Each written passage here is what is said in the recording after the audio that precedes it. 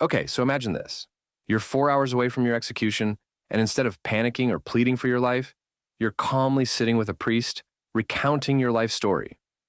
That's exactly where this film starts, and it only gets more outrageous from there.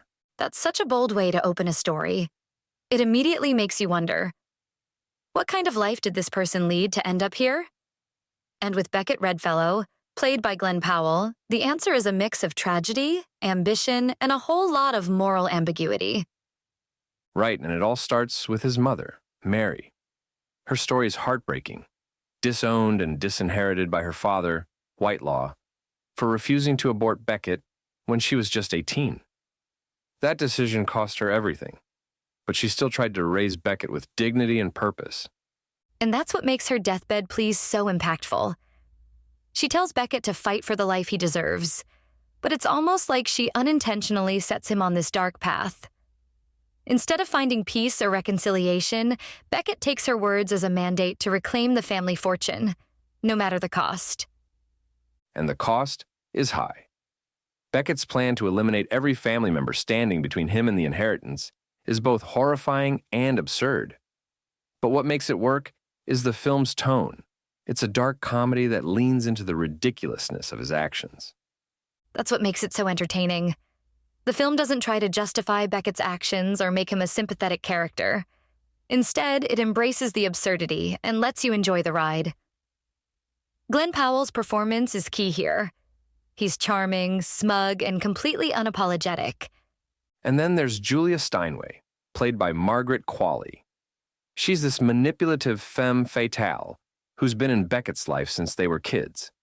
She knows exactly how to push his buttons, and she's not afraid to use that to her advantage. Julia is such an interesting character. She's not just a love interest. She's actively shaping the story. Margaret Qualley brings this sharpness to the role that makes Julia feel like she's always one step ahead, even when Beckett thinks he's in control. And let's not forget the widow. Beckett falls for her after, well, let's just say he removes her husband from the picture. It's such a bizarre dynamic, but it adds another layer to the story. Jessica Henwick does a great job as the widow. She's this naive, almost innocent character who's completely blindsided by Beckett's true nature.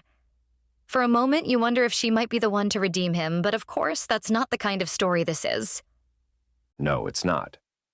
This is a story about ambition, greed, and how far someone is willing to go to get what they want.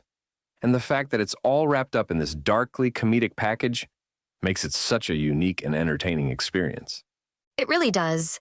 And I think part of what makes it work is that it's a loose reimagining of Kind Hearts and Coronets. That film was also a dark comedy about ambition and murder, but this version cranks up the intensity and adds a distinctly American flair. And let's talk about the direction by John Patton Ford. He's crafted something that's both outrageous and oddly relatable. Beckett's actions are extreme, but they're driven by emotions we all understand: envy, resentment, and this desperate need for validation. That's so true. The film taps into these universal feelings, even as it exaggerates them to absurd levels.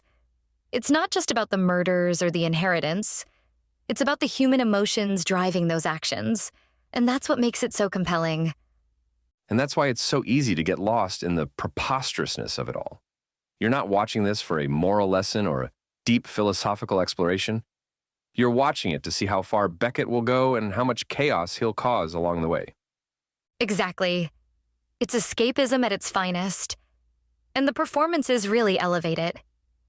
Glen Powell, Margaret Qualley, Jessica Henwick, they all bring their A-game. You can tell they're having fun with these roles, and that energy is infectious. So, final thoughts?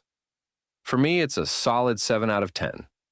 It's not perfect, but it's a wickedly fun ride that doesn't take itself too seriously. If you're in the mood for something dark, twisted, and a little bit ridiculous, this is definitely worth a watch. I'd agree with that. It's not going to be everyone's cup of tea, but if you can embrace the absurdity and just go along for the ride, it's a blast. Plus, it's always refreshing to see a film that's not afraid to take risks and push boundaries. So, yeah, 7 out of 10 feels just right. Well, there you have it. A darkly comedic tale of ambition, murder, and one man's quest for a life he believes he deserves.